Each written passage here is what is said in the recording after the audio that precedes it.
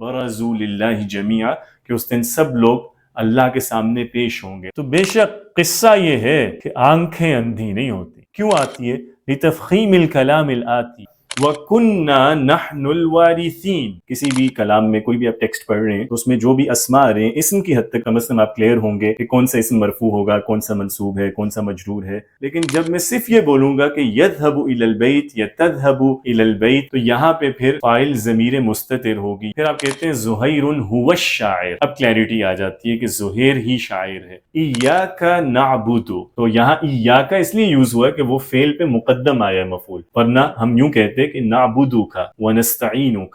8 ضمائر ان میں متحرک ہیں، 3 ضمائر ان میں ساکن ہیں۔ جو 8 ضمائر ہیں ان میں نون نسوہ کے علاوہ باقی جو 7 ضمیریں ہیں وہ صرف ماضی میں آتی ہیں۔ ما رأیت الا ایاک، اب میں یہاں یہ نہیں کہہ سکتا کہ ما رأیت الاک اور ہم ہی تھے وارث یا ہم ہی ہیں وارث۔ جب بھی متحرک ضمیر فعل کے ساتھ اٹیچ کریں گے تو فعل کا آخری حرف ساکن ہو جائے گا۔ بسم اللہ الرحمن الرحیم، اللہم صلی علی محمد وعلی آل محمد وبارک وسلم۔ اعراب، علامات اعراب، مورب، اسماء، یہ ہم سب چیزیں پڑھ چکے ہیں۔ لاسٹ ٹائم ہم نے توابع کا موضوع مکمل کیا ہے، وہ اسم جن کا اپنا کوئی اعراب نہیں ہے بلکہ وہ اعراب میں کسی اور کو فالو کرتے ہیں۔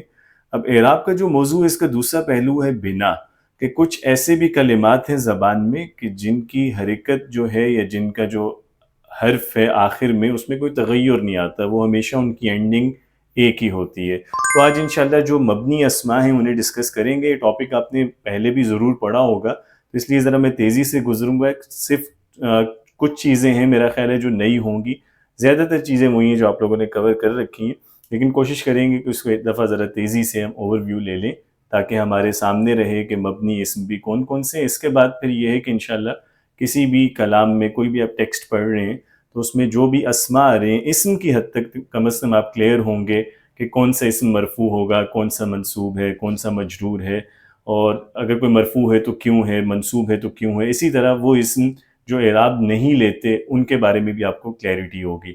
تو آج انشاءاللہ ہمیں مبنی کے بارے میں پڑھنا ہے، سٹارٹ کرتے ہیں۔ لیکن اس سے پہلے جو کل ہمارا ٹاپک تھا اس سے ریلیٹڈ ایک کویسچن میں نے دیا، یہ آپ لوگ دیکھ کے اس کا آنسر دے دیجئے گا۔ اس آیت میں معطوف آپ نے تلاش کرنا ہے، وسع کرسیہ السماوات والارض میں، جو اس میں معطوف ہے وہ آپ لکھ دیجئے گا۔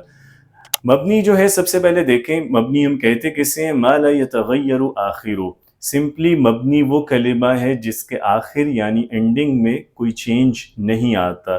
مورب ہم اسے کہتے ہیں جس کی اینڈنگ میں کوئی چینج آتا ہے، تو مبنی وہ ہے جس کی اینڈنگ یونیفارم رہتی ہے، بدلتی نہیں ہے۔ اب کلمات میں اگر ہم دیکھیں تو آپ کو معلوم ہے کہ اسم، فعل اور حرف کلمہ 3 طرح کا ہو سکتا ہے جو بھی ہم بولتے ہیں۔ تو حرف کی بات کی جائے تو حروف سب کے سب مبنی ہوتے ہیں، الحروف مطلقاً، ٹھیک ہے؟ مطلقاً کا مطلب ہوتا ہے ایبسولوٹلی، یعنی ود نو ایکسیپشن، سب کے سب حروف جو ہیں وہ مبنی ہیں۔ تو حرف جب بھی آپ پڑھیں گے، چاہے حروف نفی ہیں، حروف شرط ہیں، حروف استفہام ہیں، معنی کوئی سا بھی ہو، حرف ہمیشہ مبنی ہوگا، یعنی وہ جس طرح استعمال ہو رہا ہے اس کی اینڈنگ وہی یونیفارم رہے گی ہمیشہ۔ اسی طرح فعل جو ہے یہ کلمے کی دوسری ٹائپ ہے، اگر ہم اس کی بات کریں تو فعل میں جو ماضی ہے یہ بھی ہمیشہ اپنی تمام صورتوں کے ساتھ مبنی استعمال ہوتا ہے۔ جیسے ذہب ہے مثال کے طور پہ، تو ماضی کے جتنے بھی صیغے ہیں، جتنے بھی وزن ہیں، ابواب ہیں، ماضی ہر جگہ مبنی ہے۔ ماضی کے علاوہ امر جو ہے، امر بھی ہمیشہ اپنی تمام صورتوں میں، تمام صیغوں میں مبنی ہوتا ہے۔ جیسے ہم کہتے ہیں اذهب، صرف ایک فعل ہے مضارع۔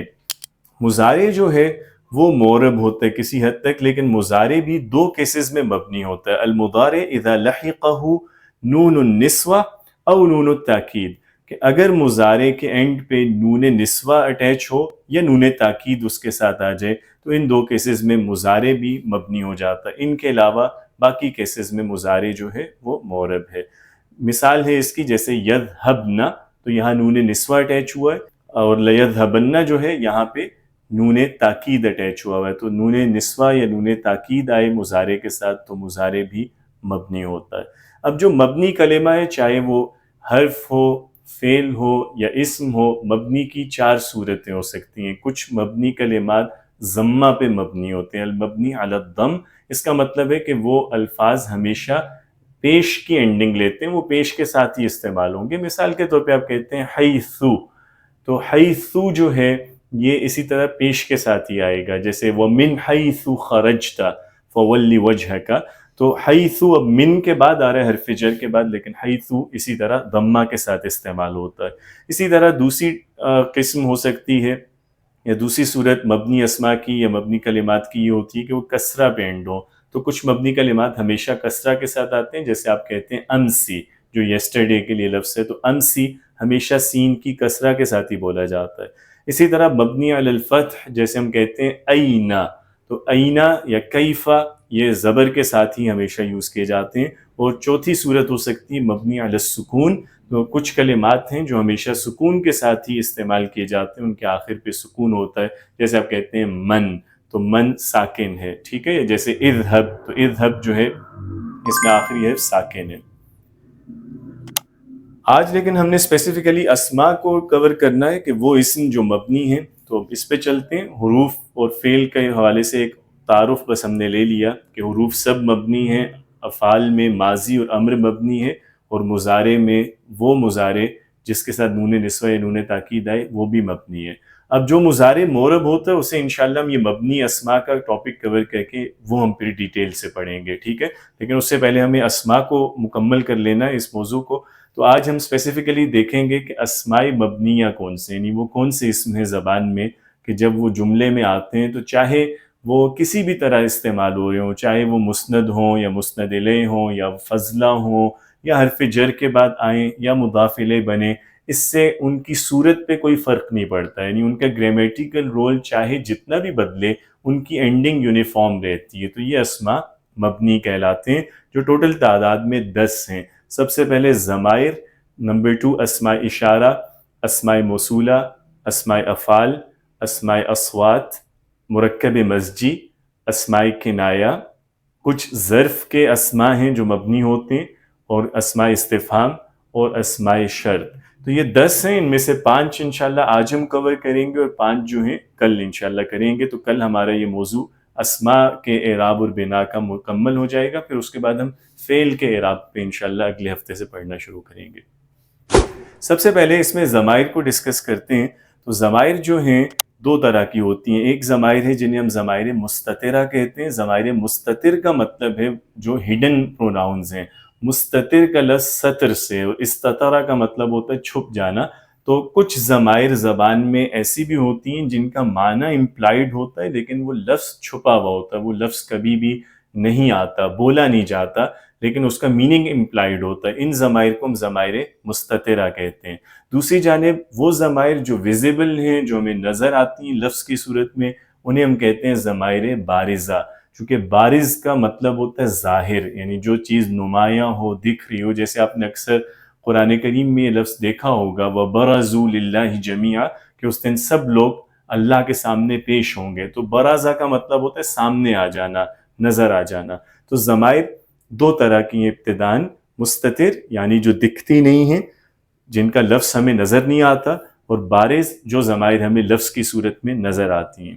مستتر ضمائر کہاں استعمال ہوتی ہیں؟ سب سے پہلے فعل مضارع کی کچھ صیغے ہیں جن میں ہمیشہ مستتر ضمیر آتی ہے۔ کون سے صیغوں میں مستتر ضمیر آئے گی؟ ایک تو مخاطب کے صیغے میں، یعنی جب میں مخاطب لکھ رہا ہوں تو اس سے مراد ہے میری واحد مذکر مخاطب۔ واحد مذکر مخاطب میں ضمیر ہمیشہ مستتر ہوتی ہے مضارع میں، جیسے تذہبو۔ تو تذہبو ہم جب کہہ رہے ہیں تو مراد ہے کہ تم جاتے ہو یا تم جاؤ گے، لیکن یہاں تم کے لیے کوئی ضمیر نہیں آئی۔ اگر آپ کے ذہن میں یہ آئے کہ سٹارٹ میں تا تو آ رہا ہے، یہ تا ضمیر ہے کیا؟ یہ تا ضمیر نہیں ہے، یہ تا علامت مضارع ہے، ٹھیک ہے، یہ حرف مضارع ہے، تو ضمیر یہاں پہ کوئی نہیں ہے۔ انتا کے معنی ہم خود امپلائیڈ لے رہے ہیں، تو یہاں انتا کی ضمیر اس میں مستتر ہے، تو اس صیغے میں ہمیشہ ضمیر مستتر ہوگی۔ یعنی جب بھی آپ یوز کرتے ہیں تذہبو، جیسے آپ کسی سے پوچھتے ہیں متی تذہبو الی المدرسہ، کہ کب اسکول جاتے ہو، تو آپ بیسیکلی یہ کہہ رہے ہوتے ہیں کہ متی تذہبو انت الی المدرسہ، لیکن انتا کا لفظ آپ یوز کبھی بھی نہیں کرتے۔ اسی طرح دوسرا صیغہ متکلم کا ہے، مضارع واحد متکلم میں بھی ضمیر مستتر آتی ہے، جیسے اذہبو۔ تو اذہبو کا مطلب ہے کہ میں جاتا ہوں یا میں جاتی ہوں، تو اس میں انا مستتر ہے، اذہبو انا، لیکن آپ یہ ضمیر کبھی بھی اس کے ساتھ یوز نہیں کرتے۔ اسی طرح جمع متکلم، متکلمین سے مراد جمع متکلم یا تثنیہ متکلم ہے. تو تثنیہ اور جمع متکلم کا جو صیغہ ہوتا ہے مضارع کا، اس میں بھی ضمیر مستتر آتی ہے. جیسے نذهب کہ ہم جاتے ہیں یا ہم جاتی ہیں، تو مراد ہے نذهب نحن. تو یہ جو صیغے ہیں مضارع کے 3 صیغے، یعنی واحد مذکر مخاطب، واحد متکلم اور تثنیہ اور جمع متکلم، ان 3 صیغوں میں ہمیشہ ضمیر مستتر ہوگی. انت، انا اور نحن کی ضمیر نظر نہیں آئے گی کبھی بھی، لیکن معنی اس کا شامل ہوگا ان لفظوں میں. اس کے ساتھ امر جو ہے دوسرا فعل ہے جس میں ضمیر مستتر آتی ہے، اور امر میں صرف ایک صیغہ ہے جس میں مستتر ضمیر ہے، وہ واحد مذکر مخاطب کا صیغہ ہے. جیسے آپ کہتے ہیں اذهب، تو جب ہم کہہ رہے ہیں اذهب تو آپ کہہ رہے ہیں کہ تم جاؤ. لیکن جیسے اردو میں اور انگریزی میں بھی یہ پریکٹس ہے کہ امر میں ہم تم کا لفظ نہیں بولتے، چونکہ جب آپ کہتے ہیں کہ جاؤ یا آؤ یا اٹھو یا بیٹھو تو انڈرسٹوڈ ہوتا ہے کہ آپ سامنے والے کو کہہ رہے ہیں جس سے آپ بات کر رہے ہیں. تو ہم یوں نہیں کہتے کہ تم جاؤ، مطلب یہی ہوتا ہے جاؤ کا کہ تم جاؤ، لیکن لفظ بولا نہیں جاتا. تو عربی میں بھی ایسا ہی ہے کہ ضمیر امر کے صیغے میں کبھی بھی یوز نہیں کی جاتی. جب آپ اذهب کہتے ہیں تو مراد یہ ہے کہ اذهب انت، لیکن انت کا لفظ کبھی بھی نہیں آئے گا. تو مضارع میں اور امر میں ان صیغوں میں ہمیشہ ضمیر مستتر آئے گی. اس کے علاوہ ماضی کے کچھ صیغے ہیں جن میں کبھی ضمیر مستتر آتی ہے اور کبھی نہیں. کون سے صیغے ہیں؟ ایک تو ماضی میں جو غائب کا صیغہ ہے اور غائبہ کا. غائب سے مراد واحد مذکر غائب اور غائبہ سے مراد ہے واحد مؤنث غائب. تو واحد مذکر غائب کا صیغہ اور واحد مؤنث غائب کا صیغہ، ان میں بھی ضمیر اکثر مستتر آتی ہے، لیکن ان میں ہمیشہ مستتر نہیں ہوتی. جیسے مضارع اور امر میں تو ہمیشہ مستتر تھی نا پچھلے صیغوں میں، لیکن یہ جو غائب اور غائبہ کا صیغہ ہے اس میں کبھی مستتر ہوگی اور کبھی نہیں. جیسے آپ کہتے ہیں ذہب، تو ذہب میں بہت دفعہ ہماری مراد یہ ہوتی ہے کہ ذہب ہوا، وہ گیا. یا ذہبت جب ہم کہتے ہیں تو مراد ہوتا ہے کہ ذہبت ہیا، وہ گئی. ذہبت میں بھی تا جو ہے ضمیر نہیں ہے بلکہ یہ تا ساکن علامت تانیث ہے. تو جب ہم کہتے ہیں ذہبت ہیا تو ہیا کا معنی اس میں امپلائیڈ ہے لیکن لفظ نہیں بولتے. لیکن یہاں میں کیوں کہہ رہا ہوں کہ ہمیشہ ضمیر مستتر نہیں ہوتی، اس کی وجہ یہ ہے کہ غائب کا جو صیغہ ہے اس میں سم ٹائمز فاعل اس میں ظاہر بھی ہو سکتا ہے نا. یعنی جو تھرڈ پرسن ہے، تھرڈ پرسن میں پروناؤن بھی فاعل ہو سکتا ہے اور جو ناؤن ہے اس میں ظاہر وہ بھی تو فاعل آ سکتا ہے. تو آپ اگر کہیں ذہب علی الی المدرسہ تو یہاں فاعل علی ہے، یہاں فاعل ضمیر مستتر تو نہیں ہے نا، تو یہاں فاعل اس میں ظاہر ہے. جب آپ کہتے ہیں ذہبت فاطمہ الی الجامعہ تو فاطمہ جو اس میں ظاہر ہے وہ یہاں پہ فاعل ہے. لیکن اگر اس میں ظاہر نہ ہو ان 2 صیغوں کے بعد تو پھر ضمیر مستتر کو فاعل سمجھا جاتا ہے. اگر میں صرف یہ کہوں ذہب الی المدرسہ تو پھر مراد یہ ہے کہ ذہب ہوا الی المدرسہ، اور ذہبت الی الجامعہ یعنی ذہبت ہی الی الجامعہ. تو یہ 2 صیغے واحد مذکر غائب اور مؤنث غائب، ان میں ماضی میں ضمیر مستتر ہوتی اگر بعد میں کوئی اس میں ظاہر فاعل نہ بن رہا ہو. اسی طرح مضارع کے جو 2 صیغے ہیں واحد مذکر غائب اور واحد مؤنث غائب، ان میں بھی ضمیر مستتر ہو سکتی ہے اگر بعد میں کوئی اس میں ظاہر فاعل نہ بنے. جیسے یذہب اور تذہب، تو یہ بھی سیم کیس ہے کہ اگر میں کہوں کہ یذہب الولد الی المدرسہ تو یہاں تو فاعل ولد ہے نا جو اس میں ظاہر ہے، اور اگر میں کہوں کہ تذہب المرأة الی البیت تو یہاں فاعل المرأة ہے جو اس میں ظاہر ہے. لیکن جب میں صرف یہ بولوں گا کہ یذہب الی البیت یا تذہب الی البیت تو یہاں پہ پھر فاعل ضمیر مستتر ہوگی، یذہب کے ساتھ ہوا اور تذہب کے ساتھ ہیا. ٹھیک ہے، تو یہ وہ تمام صیغے ہیں جن میں ضمیر مستتر آتی ہے. ایک دفعہ دوبارہ دیکھ لیں، مضارع میں واحد مذکر مخاطب، واحد متکلم اور پھر جمع متکلم میں ضمیر ہمیشہ مستتر ہوگی. امر میں واحد مذکر مخاطب میں ضمیر مستتر ہوگی. اس کے علاوہ ماضی میں اور مضارع میں جو واحد مذکر غائب اور واحد مؤنث غائب کا صیغہ ہے ان میں ضمیر مستتر ہوتی ہے اگر بعد میں اس میں ظاہر فاعل نہ بنے. اب آگے چلیں ضمائر بارزہ کو دیکھتے ہیں، یعنی وہ ضمائر جو ہمیں نظر آتی ہیں جو ہڈن نہیں ہیں. ضمائر بارزہ جو ہیں ان کی بھی ڈیفرنٹ ٹائپس ہیں اور ان کو ہم پہلے انیشلی 2 کیٹیگریز میں تقسیم کرتے ہیں. ایک ہیں جنہیں ضمائر متصلہ کہتے ہیں، یعنی جو کسی اور کلمے کے ساتھ اٹیچ کر کے لائی جاتی ہیں، وہ اس کے ساتھ متصل کر کے استعمال کی جاتی ہیں. اور دوسری ٹائپ ہے ضمائر منفصلہ جنہیں ہم کسی دوسرے کلمے سے جدا رکھتے ہیں، انہیں الگ سے استعمال کرتے ہیں. یہ ڈیٹیچڈ پروناؤنز ہیں، انہیں اٹیچ نہیں کریں گے کسی اور کلمے کے ساتھ.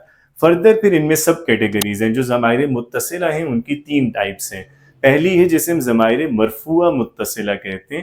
مرفوعہ متصلہ کا مطلب ہے کہ یہ وہ ضمیر متصل ہے جو حالت رفع یا مقام رفع میں استعمال کی جاتی ہے. یعنی یہ ایسی جگہ پہ یوز کی جاتی ہے کہ جہاں پہ کوئی اسم مرفوع اسم آتا ہے. ٹھیک ہے، تو یہ کون سی ضمائر ہیں جنہیں ہم ضمائر مرفوعہ متصلہ کہتے ہیں؟ یہ فہمتو میں جیسے تو ہے، میں نے سمجھا، تو تو یہاں پہ ضمیر ہے. جو اس طرح کی ضمائر ہیں جو فاعل بنتی ہیں، فعل کے ساتھ متصل ہوں گی یہ، اور یا تو فاعل کا معنی دیں گی یا نائب فاعل کا معنی دیں گی. تو آپ کو معلوم ہے کہ فاعل اور نائب فاعل دونوں مسند الیہ ہوتے ہیں، سبجیکٹ ہیں، اور اسی لیے دونوں کا اعراب رفع ہے. تو اب جو ضمیر ان کو ریپلیس کر رہی ہے، یعنی وہ فاعل یا نائب فاعل کے طور پہ آ رہی ہے، ہم اس کو مرفوع کہہ رہے ہیں. اگرچہ ضمیر مبنی ہے، ہمیں پتہ ہے کہ ضمائر تو مبنی ہوتے ہیں، ہم اسی لیے تو پڑھ رہے ہیں آج یہ ٹاپک، لیکن ہم ان کو مرفوع اس لیے کہتے ہیں کہ یہ ضمائر مرفوع کے مقام میں آتے ہیں. یعنی یہ ضمائر اس جگہ آتی ہیں جہاں کوئی مرفوع اسم استعمال ہوتا ہے. ٹھیک ہے، تو ان کے رول کو یا ان کے یوزیج کو دیکھتے ہوئے ہم نے ان کے نام رکھے ہیں کہ پہلی ٹائپ ضمائر مرفوعہ متصلہ، یعنی وہ ضمائر جو فعل کے ساتھ اٹیچ ہوں گی اور فاعل یا نائب فاعل کی حیثیت سے آئیں گی. دوسری ضمائر ہیں ضمائر منصوبہ متصلہ. یہاں بھی منصوب سے مراد یہ ہے کہ یہ ضمیر ایسے آتی ہے جملے میں یا اس جگہ آتی ہے جہاں کوئی منصوب اسم جملے میں آتا ہے. منصوب اسم کہاں آتا ہے؟ ہمیں معلوم ہے کہ وہ فضلہ کے طور پہ آئے گا، یا اگر وہ مسند الیہ ایک کیس میں آ سکتا ہے، مسند الیہ یا مسند، اگر وہ نواسخ کے بعد آئے، یعنی افعال ناقصہ کے بعد یا حروف ناسخہ کے بعد، تو جیسے انا و خوات یا کانا و خوات ہیں، تو ان کے ساتھ اگر ضمیر آئے تو وہ بھی منصوب آ سکتی ہے. ٹھیک ہے، تو یہ والی جو ضمائر ہیں یہ اس جگہ یوز ہوتی ہیں جہاں کوئی منصوب اسم جملے میں آتا ہے، اس لیے ہم انہیں کہتے ہیں ضمائر منصوبہ متصلہ. اس کی ایگزامپل ہے سمعتہ، میں نے اسے سنا. اب ہو جو ہے اسے، یہ یہاں مفعول کی حیثیت سے آ رہا ہے نا، مفعول بھی ہی بن رہا ہے. سمعت میں نے سنا، تو تو فاعل ہے اور ہو جو ہے یہ مفعول کو ریپریزنٹ کر رہا ہے کہ میں نے اسے سنا، اس کو سنا. تو تو کی ضمیر فاعل کی حیثیت سے آئی ہے، اس لیے یہ مرفوع ضمائر کی کیٹیگری سے بلونگ کرتی ہے، اور ہو کی جو ضمیر ہے وہ مفعول بھی کا معنی دے رہی ہے، تو اسے ہم کہیں گے کہ یہ منصوب ضمائر میں سے ہے. تیسری ٹائپ ہوتی ہے ضمائر مجرورہ متصلہ، اور اس کو ہم مجرور اس لیے کہتے ہیں کہ یہ جملے میں وہاں آتی ہے جہاں کوئی مجرور اسم آتا ہے. یعنی یہ ضمائر یا تو حرف جر کے بعد آئیں گی یا بطور مضاف الیہ آئیں گی. جیسے ہم کہتے ہیں ھذا کتابہ، تو یہاں جو ہو آیا ہے یہ کتاب کا مضاف الیہ بن رہا ہے، اس لیے ہم اس کو کہہ رہے ہیں کہ یہ ضمیر یہاں پہ مجرور ہے، یعنی یہ مجرور کے مقام میں آئی ہے. ٹھیک ہے، تو ضمائر متصلہ کی یہ 3 ٹائپس ہیں: ضمائر مرفوعہ، منصوبہ، مجرورہ. مرفوعہ فعل کے ساتھ اٹیچ ہوتی ہیں، فاعل بنتی ہیں یا نائب فاعل بنتی ہیں. منصوبہ فعل کے ساتھ اٹیچ ہوتی ہیں تو مفعول کا معنی دیتی ہیں، اور حروف جو ہیں انا و خوات ان کے ساتھ اٹیچ ہو سکتی ہیں تو ان کے اسم کا معنی دیتی ہیں. اور مجرور ضمائر جو ہیں اسم کے ساتھ اگر اٹیچ ہوں گی تو مضاف الیہ بنیں گی، اور اگر حرف جر کے ساتھ اٹیچ ہوں گی تو حرف جر کا مجرور بنیں گی. آگے چلیں، ضمائر منفصل، اس کی بھی 2 ٹائپس ہیں. ایک ہے ضمائر مرفوعہ منفصلہ، انہیں بھی ہم مرفوع اس لیے کہہ رہے ہیں کہ یہ جملے میں رفع کے مقام میں اس کے محل میں آتی ہیں. تو یہ ضمائر جملہ اسمیہ میں مبتدا کے طور پہ استعمال کی جاتی ہیں. جیسے ہوا طالب، تو ہوا یہاں پہ مبتدا ہے، اور یہ ضمیر چونکہ مبتدا کے مقام پہ آئی ہے اس لیے ہم اس کو کہہ رہے ہیں کہ یہ ضمیر مرفوع ہے. اور دوسری ٹائپ ہے ضمائر منصوبہ منفصلہ. اس کو منصوب اسی لیے کہہ رہے ہیں کہ یہ منصوب اسم کی جگہ یوز کی جاتی ہے، اور منفصل ہے کہ یہ کسی فعل کے ساتھ اٹیچ نہیں کی جاتی. یہ بھی جنرلی مفعول کی حیثیت سے استعمال کی جاتی ہے. جیسے ایاہ سمعت، میں نے اسی کو سنا ہے، تو یہاں ایاہ مفعول بھی کا معنی دے رہی ہے. ٹھیک ہے، تو یہ ضمائر کی ٹوٹل 5 ٹائپس بنتی ہیں ضمائر بارزہ کی. ضمائر متصلہ کی 3 ٹائپس ہیں، مرفوعہ، منصوبہ، مجرورہ، اور ضمائر منفصلہ کی 2 ٹائپس ہیں، مرفوعہ اور منصوبہ. اب ہر ایک کی ڈیٹیل دیکھتے ہیں آگے. سب سے پہلے ضمائر مرفوعہ متصلہ. تو ضمائر مرفوع متصلہ کے بارے میں یہ عرض کر چکا ہوں کہ یہ ضمائر فعل کے ساتھ اٹیچ ہوں گی اور ان کے دو فنکشنز ہیں، یا تو یہ فاعل کے معنی دیتی ہیں یا نائب فاعل کا معنی دیتی ہیں، یعنی اگر یہ فعل معلوم کے ساتھ اٹیچ ہوئیں تو یہ فاعل ہیں، اگر فعل مجہول کے ساتھ اٹیچ ہوں گی تو یہ نائب فاعل ہیں۔ فعل معلوم کے ساتھ آئیں، لیٹ سے میں نے کہا کہ سمعت، میں نے سنا، تو تو فاعل ہے یہاں پہ، اور اگر یہ کہوں میں کہ سمعت، مجھے سنا گیا، تو یہاں تو نائب فاعل ہے چونکہ وہ فعل مجہول کے ساتھ استعمال ہوا ہے، ٹھیک ہے۔ تو یہ جو ضمائر ہیں مرفوع متصل کل 11 لفظ ہوتے ہیں، کل 11 صیغے ہیں اس ضمیر کے، ان میں سے 8 جو ہیں وہ متحرک ہیں، یعنی ہم 11 کو ڈویژن کر لیتے ہیں دو کیٹیگریز میں۔ 8 ضمیر ہیں جو متحرک ہیں، ان میں سے متحرک کا مطلب کیا ہے کہ یہ والی جو ضمیر کے لفظ ہیں ان پہ کوئی نہ کوئی حرکت آ رہی ہے، ان کے یعنی کسی حرف پہ کوئی نہ کوئی حرکت ہے، ضمہ، فتح، کسرہ میں سے۔ تو 8 ضمائر متحرک ہیں، یہ والی پہلی ہے تو، اسی طرح دوسری ضمیر ہے نا، تو اور نا یہ آپ دونوں دیکھ سکتے ہیں متکلم کے صیغے میں آتے ہیں ماضی میں، جیسے تو ہم کہتے ہیں سمعت، میں نے سنا، اور نا جو ہے جمع متکلم میں آتا ہے ماضی میں، جیسے سمعنا، ہم نے سنا۔ اسی طرح پھر ہم مخاطب کی 5 ضمائر لاتے ہیں ماضی میں، وہ بھی مرفوع ضمائر ہیں، متحرک ضمائر ہیں، جن میں سب سے پہلے تا ہے، جیسے آپ کہتے ہیں سمعتا، تم نے سنا، یا سمعتی، تو سمعتی جو ہے اس میں بھی تی جو ہے متحرک ضمیر آ رہی ہے کہ تو نے سنا، یہ بھی ماضی میں بولتے ہیں۔ پھر سمعتما، یہ بھی ماضی میں استعمال ہوتا ہے، تم دونوں نے سنا۔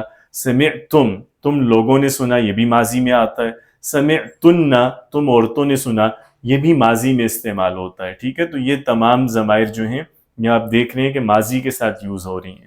اور ایک آخری جو متحرک ضمیر ہے وہ ہے نا، تو نون جو فتحہ کے ساتھ آ رہا ہے اسے نون نسوہ کہا جاتا ہے، اور یہ نون ہر فعل پہ آتا ہے، یہ ماضی کے ساتھ بھی اٹیچ کرتے ہیں، مضارع کے ساتھ بھی اور امر کے ساتھ بھی۔ اس سے پہلے جو باقی 7 ضمائر ہم نے دیکھی ہیں وہ صرف ماضی میں آتی ہیں، تو سے لے کے تنہ تک وہ سب ضمائر صرف ماضی کی صیغوں میں اٹیچ ہوتی ہیں، لیکن نہ ماضی میں بھی آتا ہے، جیسے آپ کہتے ہیں ذہبنا، وہ عورتیں گئیں۔ مضارع میں بھی آتا ہے، جیسے یذہبنا، وہ عورتیں جاتی ہیں۔ اور امر میں بھی آتا ہے، جیسے اذہبنا، تم عورتیں جاؤ۔ تو یہ 8 متحرک ضمائر ہیں، تو، نا، تا، تی، تما، تم، تنہ اور نا۔ 3 ضمائر ساکن ہیں جن میں پہلی ضمیر ہے الف۔ الف تثنیہ کی ضمیر ہوتی ہے اور یہ تینوں افعال میں آتی ہے، ماضی میں بھی، مضارع میں بھی، امر میں بھی۔ ماضی میں جیسے ہم کہتے ہیں ذہبا اور ذہبتا، تو یہاں جو الف ہے یہ ضمیر ہے، اس سے 2 کے معنی آ رہے ہیں کہ وہ 2 مرد گئے یا وہ 2 عورتیں گئیں۔ اسی طرح مضارع میں ہم یوز کرتے ہیں یذہبانی، وہ 2 جاتے ہیں، اور امر میں بھی ہم بولتے ہیں اذہبا، تم دونوں جاؤ۔ دوسری جو ضمیر ہے ساکن وہ ہے واو۔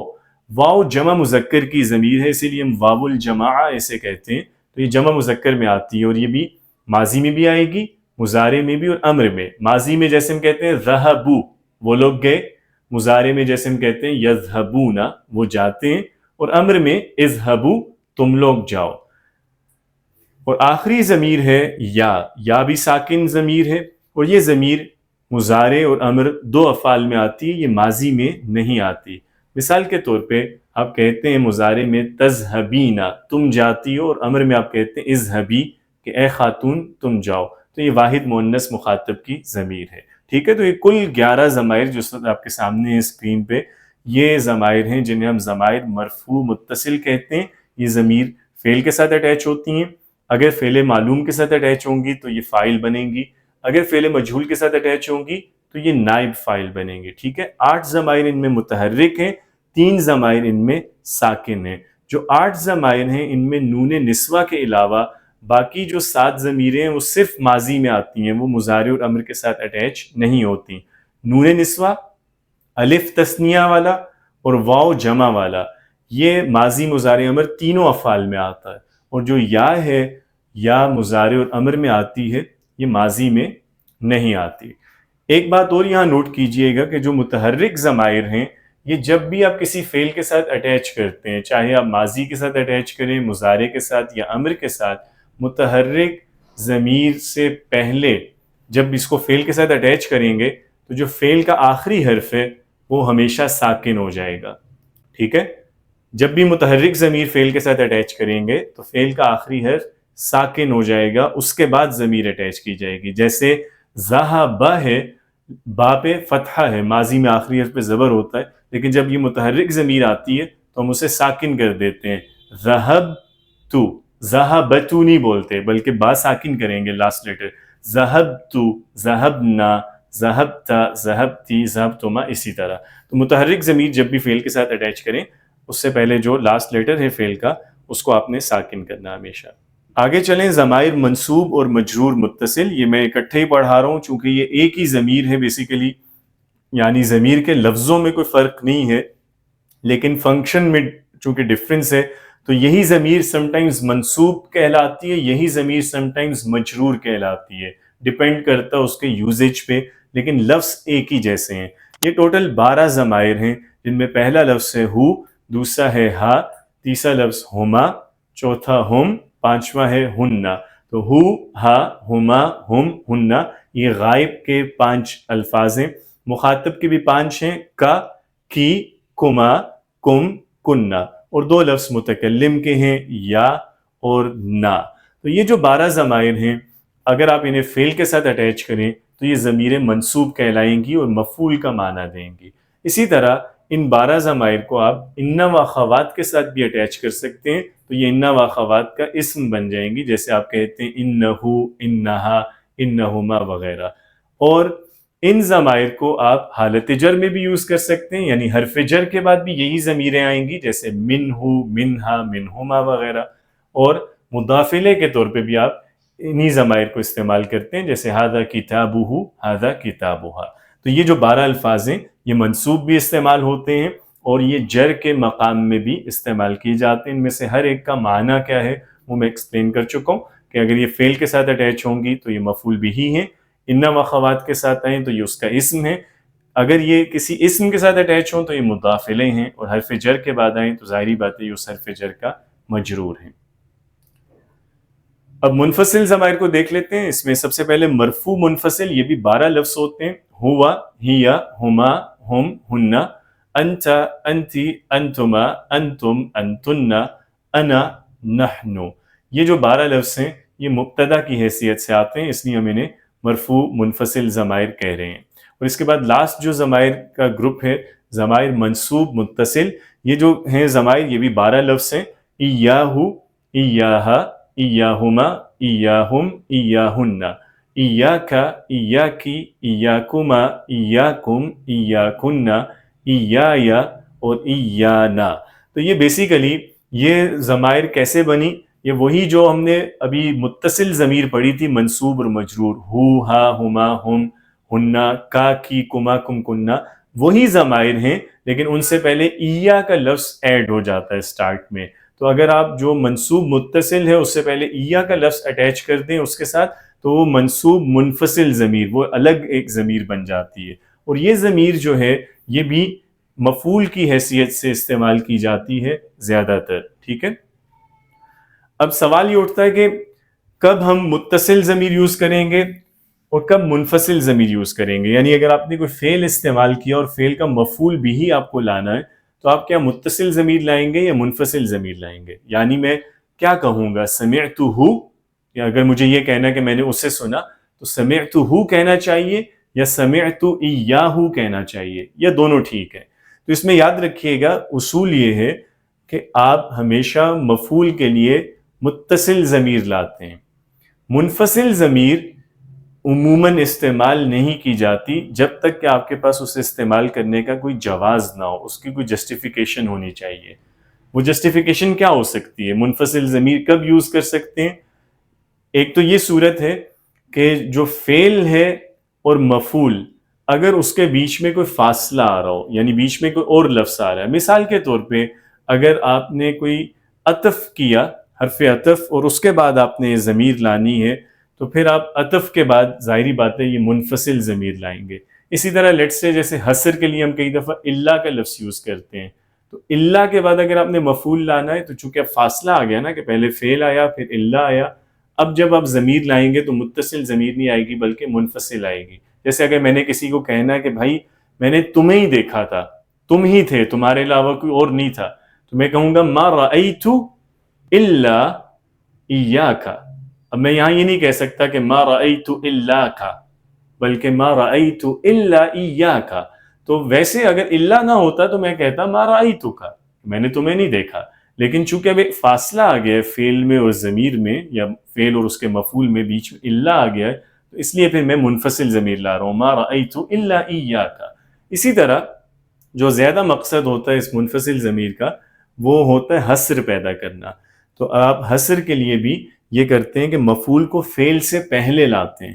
تو اگر آپ نے مفعول کو فعل سے پہلے لانا ہے تو جب بھی آپ یہ والی ضمیر یوز کریں گے، منفصل ضمیر، جیسے ایاک نعبد، تو یہاں ایاک اس لیے یوز ہوا ہے کہ وہ فعل پہ مقدم آیا ہے مفعول، ورنہ ہم یوں کہتے کہ نعبدک ونستعینک جو نارمل ہم بولتے ہیں، لیکن مفعول کو مقدم لانا تھا تو پھر منفصل ضمیر لائی گئی، ایاک نعبد و ایاک نستعین. ٹھیک ہے، تو اصول یہی ہے کہ ہم مفعول کے لیے متصل ضمیر ہی یوز کرتے ہیں، انلیس یہ کہ ہمیں مفعول کو مقدم لانا ہو، فعل سے پہلے لانا ہو، یا کوئی حرف عطف ہو اور اس کے بعد ہمیں مفعول لانا ہے، یا الا کا کوئی حرف آ گیا اور اس کے بعد مفعول لانا ہے، یعنی فعل اور مفعول میں کہیں فاصلہ آ گیا ہے تو وہاں پہ پھر منفصل ضمیر یوز کی جائے گی. آگے چلیں، ضمیر کی ایک اور ٹائپ ہے جیسے ضمیر فصل یا ضمیر عماد کہا جاتا ہے. یہ لفظ آپ لوگوں نے سنا ہوگا، اگرچہ اس کے بارے میں گرامیٹیکل ڈسکشنز ہیں بہت کہ یہ ضمیر ہے کہ نہیں ہے. کچھ لوگ اس کو ضمیر نہیں مانتے، وہ کہتے ہیں کہ یہ حرف ہے، اگرچہ دیکھنے میں یہ ضمیر کی طرح لگتا ہے اور بیہیو بھی ضمیر کی طرح کرتا ہے. تو ضمیر فصل کیا ہوتی ہے؟ یہ بیسیکلی فصل جو ہے دو معنی میں استعمال ہوتا ہے عربی میں. ایک تو فصل جیسے آپ کہہ سکتے ہیں کہ فاصلہ جو ہے اس کو بیان کرنے کے لیے آ رہا ہے، اور دوسرا جو فصل کا اصل مطلب ہوتا ہے وہ فیصلہ کرنا ہے. یوم الفصل فیصلے کا دن ہے. تو ضمیر الفصل اس ضمیر کو اس لیے کہتے ہیں کہ یہ ضمیر آ کے یہ فیصلہ کرتی ہے یا فرق کرتی ہے کہ جملے میں جو میں نے مبتدا کے بعد اسم لایا ہے وہ اسم نعت ہے یا خبر ہے.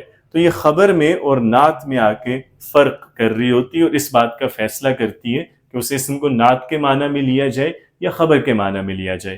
تو اس سے آپ کو سمجھ آ گیا ہوگا کہ یہ ضمیر ہمیشہ اس وقت استعمال کی جاتی ہے کہ جہاں یہ کنفیوژن ہو، جہاں اس کا خطرہ ہو کہ پتہ نہیں چلے گا کہ جو مبتدا کے بعد اسم آیا ہے وہ خبر ہے یا صفت ہے. ٹھیک ہے، تو ایسا کہاں ہو سکتا ہے؟ مبتدا آپ کو معلوم ہے معرفہ ہوتا ہے، خبر نکرہ ہوتی ہے عموماً. تو اگر کبھی ہم مبتدا اور خبر دونوں کو معرفہ یوز کریں تو وہاں کنفیوژن کا ڈر ہے نا کہ سننے والا جو ہے وہ خبر کو صفت کے معنی میں نہ لے لے. تو ایسی جگہ پہ پھر ہم بیچ میں ایک ضمیر لاتے ہیں مبتدا اور خبر کے بیچ میں، تاکہ اسے کلیئرٹی ہو جائے کہ یہ میں نعت نہیں بول رہا بلکہ میں خبر ہی بول رہا ہوں. اور یہ اسلوب حصر اور تاکید کا بھی ہے. ٹھیک ہے، اس کے ذریعے تاکید بھی پیدا کی جا رہی ہوتی ہے جملے میں. وہ کیسے، میں ابھی مثال سے ایکسپلین کرتا ہوں. تو اسے کہتے کسے ہیں؟ ضمیر فصل. یأتی للفصل بین الخبر والنعت، یعنی یہ وہ ضمیر ہے جو خبر اور نعت میں فرق کرنے کے لیے آتی ہے. ویفید التأکید ایضا، اور یہ جملے میں تاکید کے معنی بھی پیدا کرتی ہے. دیکھیے، وَأُولَئِكَ هُمُ الْمُفْلِحُونَ. اب یہاں مبتدا ہے اولئک اور خبر ہے المفلحون. تو اولئک المفلحون. اب اگر ویسے ہم کہیں تو اگر خبر کو نکرہ لایا جائے تو وہ ہوگا اولئک مفلحون، کہ وہ کامیاب ہیں. لیکن اب جب خبر کو بھی معرفہ لایا گیا تو اس میں یہاں کنفیوژن کا امکان ہے کہ کوئی اس کو صفت نہ سمجھ لے اور اس کے معنی یہ نہ لے لے کہ وہ کامیاب لوگ. ٹھیک ہے، تو اس بات کو دور کرنے کے لیے اس ابہام کو بیچ میں ہم کا لفظ آیا اور اس سے تاکید بھی آ گئی، حصر آ گیا کہ وہی ہیں کامیاب لوگ. ٹھیک ہے، میں آپ کو ایک سادہ جملہ جو ہے اس سے سمجھاتا ہوں. مثال کے طور پہ آپ کہتے ہیں حامد الطبیب. اگر میں یہ دو لفظ بولوں حامد الطبیب، تو اب الطبیب کی وجہ سے یہ سمجھ نہیں آئے گا کہ طبیب کو میں ایز این ایڈجیکٹیو یوز کر رہا ہوں یا اس کو خبر کے طور پہ کر رہا ہوں. یعنی میں یہ کہہ رہا ہوں کہ حامد ڈاکٹر ہے یا ڈاکٹر حامد کہہ رہا ہوں. تو اگر میں یہ کہوں کہ حامد هو الطبیب، اب کلیئر ہو جاتا ہے کہ حامد جو ہے وہی ہے ڈاکٹر. تو اب یہاں ایک تاکید بھی آ گئی اور یہ بھی واضح ہو گیا کہ یہ خبر کے طور پہ میں نے یہ لفظ یوز کیا ہے. آپ کہتے ہیں زہیر شاعر، کہ زہیر شاعر ہے، اب یہ واضح ہے. لیکن اگر آپ یہ کہیں گے کہ زہیر الشاعر، تو الشاعر صفت کا معنی دے سکتا ہے، شاعر زہیر، پھر آپ کہتے ہیں زہیر هو الشاعر، اب کلیئرٹی آ جاتی ہے کہ زہیر ہی شاعر ہے، تو یہ جو ہوا ہے بیچ میں اس کو ضمیر فصل کہتے ہیں۔ کنت انت الرقیب علیہم، اب یہاں پہ بھی آپ دیکھ سکتے ہیں کہ کنت جو کانا آیا ہے تو اس کے بعد اس کا اسم ہے تا، اور پھر ضمیر فصل انت استعمال کیا گیا، کنت انت الرقیب علیہم، کہ آپ ہی تھے ان پر نگران، تو کنتا اسم کانا ہے اور اس کے بعد خبر کانا، الرقیب معرفہ ہے نا، تو بیچ میں ضمیر فصل انت آئی ہے۔ اسی طرح وَكُنَّا نَحْنُ الْوَارِثِينَ، تو یہاں آپ دیکھیے کہ کننا، نا جو ہے یہ اسم ہے کانا کا اور خبر ہے الوارثین جو معرفہ ہے، تو بیچ میں ضمیر فصل نحن آیا، وَكُنَّا نَحْنُ الْوَارِثِينَ، اور ہم ہی تھے وارث یا ہم ہی ہیں وارث، ٹھیک ہے، تو ایک تاکید کا معنی بھی اس کے ذریعے پیدا کیا جا رہا ہے۔ ضمیر فصل یاد رکھیے گا ہمیشہ یا تو یہ جملہ اسمیہ پہ آئے گا سادہ مبتدا خبر پہ، یا نواسخ والا جو جملہ اسمیہ ان کے ساتھ بھی آ سکتا ہے، کہ اگر مبتدا خبر تھے کوئی دو لفظ اصل میں اور پھر ان پر کوئی نواسخ میں سے کوئی حرف آ گیا یا فعل آ گیا، جیسے کانا آ گیا یا انا آ گیا، تو تب بھی آپ ضمیر فصل کو استعمال کر سکتے ہیں اسم اور خبر کے درمیان لانے کے لیے۔ اس کے بعد ضمیر کی ایک اور ٹائپ ہے جسے ضمیر شان یا ضمیر قصہ کہا جاتا ہے۔ اس سے کیا مراد ہے؟ ضمیر شان یا قصہ جو ہے یہ کسی جملے کی ابتدا میں آتی ہے، یعنی کوئی جملہ جو جملہ اسمیہ ہے یا جملہ اسمیہ تھا لیکن اس پہ حروف نواسخ یا افعال نواسخ میں سے کچھ آ گیا، تو اس طرح کے جملے کے سٹارٹ میں ایک ضمیر آتی ہے۔ اب ضمیر آپ کو پتہ ہے کہ جب بھی یوز کی جاتی ہے کلام میں تو وہ لوٹتی ہے اپنے سے پہلے کسی کی طرف، اس کا کوئی مرجع ہوتا ہے، تو اگر جملہ سٹارٹ ہی ضمیر سے ہو رہا ہے تو وہ ضمیر کس کی طرف لوٹے گی؟ کسی بھی طرف نہیں، اسی لیے اسے ضمیر مجہول بھی کہتے ہیں، ٹھیک ہے، کچھ گرامرینز اس کو ضمیر مجہول بھی کہتے ہیں کہ ایسی ضمیر ہے جس کا مرجع معلوم ہی نہیں ہوتا، اور اس کو ضمیر شان یا ضمیر قصہ اس لیے کہتے ہیں کہ عرب یہ کیا کرتے تھے کہ جب انہوں نے کوئی اہم بات کرنی ہوتی تھی تو اصل جملہ سٹارٹ کرنے سے پہلے یعنی مبتدا لانے سے پہلے وہ کیا کرتے تھے کہ ضمیر بولتے تھے۔ اگر آگے مبتدا مذکر تھا تو اس سے پہلے ہوا یوز کرتے تھے، اور اگر مبتدا ان کا مؤنث ہو تو اس سے پہلے ہیا کی ضمیر یوز کرتے تھے۔ اب یہ ہوا اور ہیا کی ضمیر جو ہے یہ محض مخاطبین کی توجہ حاصل کرنے کے لیے ہوتا تھا، اور یہ بتانے کے لیے کہ میں کوئی بہت اہم بات کرنے جا رہا ہوں، تو ہوا یوز کیا جائے تو اسے ضمیر شان کہتے ہیں۔ شان اس لیے کہ جیسے کہنے والا یہ کہہ رہا ہے کہ بھائی بات یہ ہے، اب اس کے بعد وہ اصل بات شروع کرتا ہے۔ اسی طرح اگر مؤنث ہو تو ضمیر قصہ کہتے ہیں، یعنی کہ قصہ یہ ہے، یعنی اصل کہانی یہ ہے، پھر آپ اس کے بعد بات اپنی بتاتے ہیں۔ تو اس کو ڈیفائن یوں کیا جائے گا کہ ضمیر مفرد غائب و غائبہ، یہ ضمیر ہوتی ہے جو ہمیشہ سنگولر کے صیغے میں آئے گی اور غائب ہوگی یا غائبہ، یعنی یہ واحد مذکر غائب یا واحد مؤنث غائب، ہوا یا ہیا ہی میں سے کوئی لفظ آتا ہے۔ فی بدایت الجملہ الاسمیہ او ما اصلہ الجملہ الاسمیہ، یا تو یہ جملہ اسمیہ کے شروع میں آئے گی یا ایسے جملے کے شروع میں جو اصلاً جملہ اسمیہ تھا پھر اس پہ نواسخ ایڈ ہو گئے۔ کیوں آتی ہے؟ لتفخیم الکلام الآتی، اپنے بعد آنے والی بات کی اہمیت بتانے کے لیے، والجملہ بعدہ خبر لا، اور جو بعد میں جو جملہ آ رہا ہوتا ہے اس کے بعد وہ اس ضمیر کی خبر کا اعراب اس کو دیا جاتا ہے، اور اس ضمیر کو خود ہم مبتدا کا اعراب دیتے ہیں۔ دیکھیے انہ لا یفلح الظالمون، اب جملہ سٹارٹ ہی ہو سے ہو رہا ہے تو ہو کی ضمیر کہیں پہ بھی نہیں لوٹ رہی، یہ ضمیر شان ہے، تو اس کا آپ ترجمہ یوں کریں گے کہ بے شک بات یہ ہے کہ ظالم کامیاب نہ ہوں گے، تو آپ دیکھیں کہ اصلاً جملہ تھا کہ ظالم کامیاب نہ ہوں گے، لیکن آپ نے اس بات کی اہمیت بتانے کے لیے، اس کو ہائی لائٹ کرنے کے لیے اس سے پہلے ایک وقفہ دیا، پاز دیا، اور آپ نے لوگوں کی توجہ حاصل کی یہ کہہ کے کہ بات یہ ہے، ٹھیک ہے، تو انہو یعنی شان یہ ہے، بات یہ ہے کہ ظالم کامیاب نہ ہوں گے۔ فَإِنَّهَا لَا تَعْمَ الْأَبْصَارِ، یہاں پہ بھی اسی طرح ہے کہ ہاں سٹارٹ میں آ رہا ہے، اس کا مرجع کوئی بھی نہیں ہے، تو بے شک قصہ یہ ہے یا بات یہ ہے کہ آنکھیں اندھی نہیں ہوتی۔ اب دیکھیں بعد والی بات جو ہے اس کو زیادہ ہائی لائٹ کیا ہے کہ آنکھیں اندھی نہیں ہوتی بلکہ دل اندھے ہو جاتے ہیں، تو یہاں پہ اب سٹارٹ میں اس سے پہلے ایک ہا کی ضمیر لائی گئی تاکہ مخاطبین متوجہ ہوں کہ کوئی بہت اہم بات کی جا رہی ہے۔ تو بات یہ ہے یا کہانی یہ ہے، قصہ یہ ہے کہ آنکھیں اندھی نہیں ہوتی۔ قل هو اللہ احد، اے نبی صلی اللہ علیہ وسلم آپ فرما دیجئے کہ بات یہ ہے کہ اللہ ایک ہے۔ تو یہاں ہوا جو ہے یہ ضمیر شان ہے، اور اللہ احد یہ جملہ ہوا کی خبر کے طور پہ آ رہا ہے۔ آج جو ضمائر کا موضوع ہم نے پڑھا، اس سے متعلق ایک سوال ہے۔ ایک آیت ہے وَاتَّقُوا يَوْمًا تُرْجَعُونَ فِيهِ إِلَى اللَّهِ، اس آیت میں کون کون سی ضمائر استعمال ہوئی ہیں، اور وہ ضمائر کی جو مختلف ٹائپس ہیں ان میں سے کس ٹائپ سے تعلق رکھتی ہیں، اس کا جواب آپ لکھ دیجئے کمنٹس میں۔ انشاءاللہ کل ہم اسماء اشارہ اور اسماء موصولہ کے بارے میں پڑھیں گے۔ السلام علیکم۔